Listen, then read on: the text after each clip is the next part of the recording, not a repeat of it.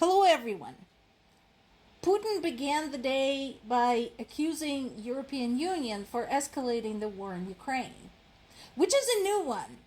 It used to be NATO, and before that, it used to be Ukraine for not surrendering quickly enough. See, his position is if only those damn Ukrainians would just roll over and pant at the sight of him, everybody's life would be so much simpler. Not the first time, and Putin keeps conveniently ignoring the fact that, for example, every increase in NATO membership had taken place after yet another act of aggression by Russia. That is actually documented, and there's several really good sites that show this side by side with dates. So you can see the timeline very clearly. What he should be concerned about is the economy in his own country, which is not doing so hot. So we talked about this a couple of days ago.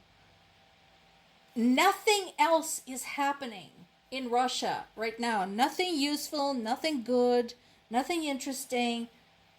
Everything is thrown toward the war.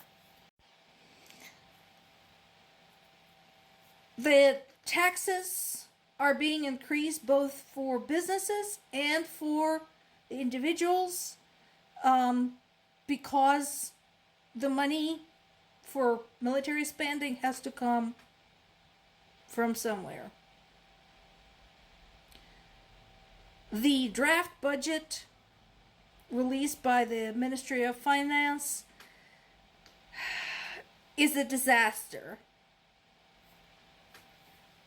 It does show that the military spending is largely static, but I don't think so.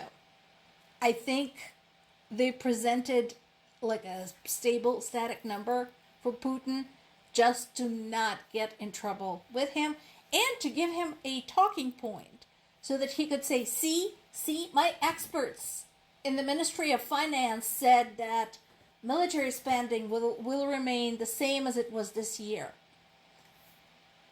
It's going to be a lie.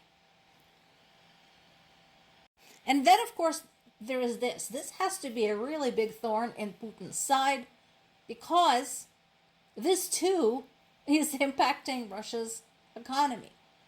There are now multiple experts from around the world agreeing on the same thing. What Ukraine is doing is making a dent.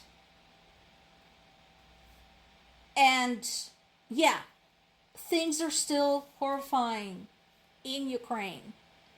Civilians are still getting bombed. And I'm sure for people like my parents who live in the cities that are getting shelled every single day, it's not a whole lot of consolation that Russia's oil industry is suffering. But it's something. We'll take something. Basically, what is starting to happen, and it's starting to show up in what Russians themselves are saying, is that the fuel shortages are becoming palpable. So here's how this works. Ukraine hits these oil refineries, distribution centers, and so on and so forth. Now, since the war is the priority, as we said just now, whatever gasoline and other oil products they get, whatever fuel they can get, goes to war.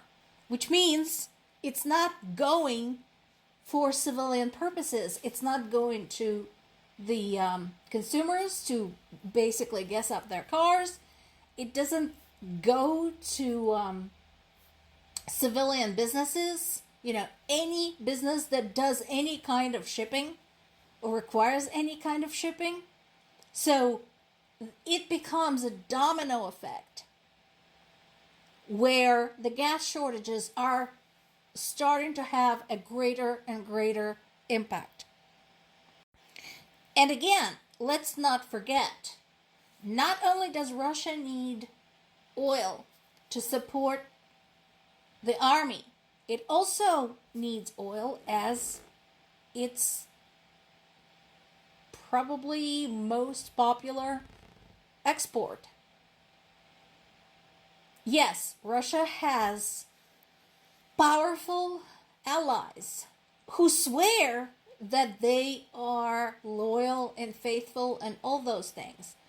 But I have a strong suspicion that they're only loyal and faithful as long as Russia has something to trade, namely oil.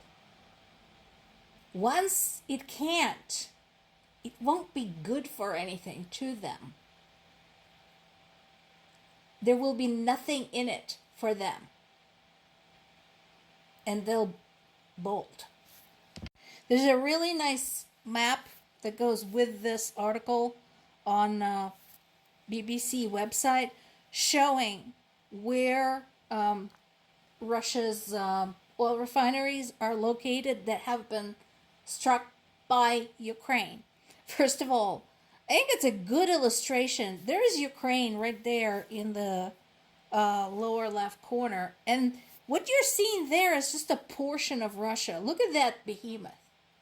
Look at that behemoth that has been unable to crush tiny little Ukraine over there. In this entire time, has been trying for years. And, of course, it also shows the oil refineries that have been struck and oil refineries that have been struck multiple times. And the distance is formidable.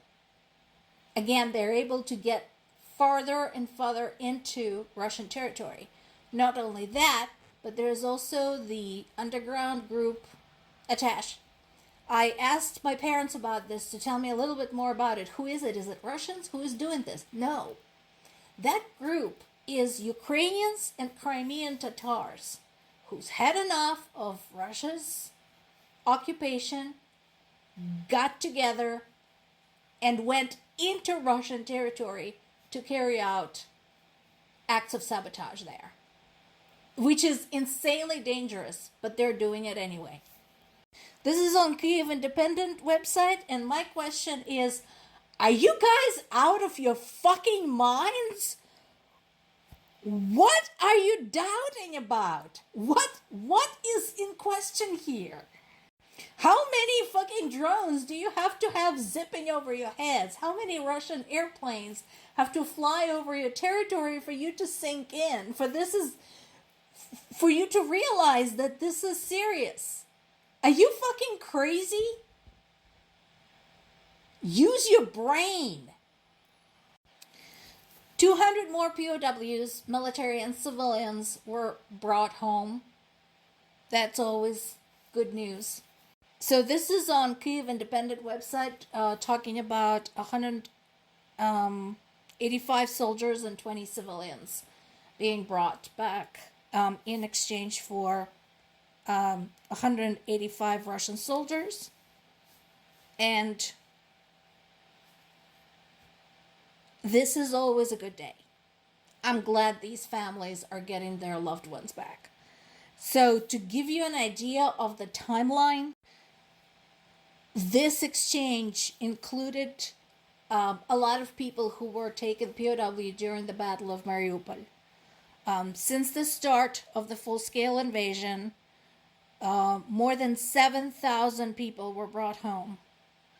There's still over 2,500 Ukrainian POWs in Russian custody, including one of my family members.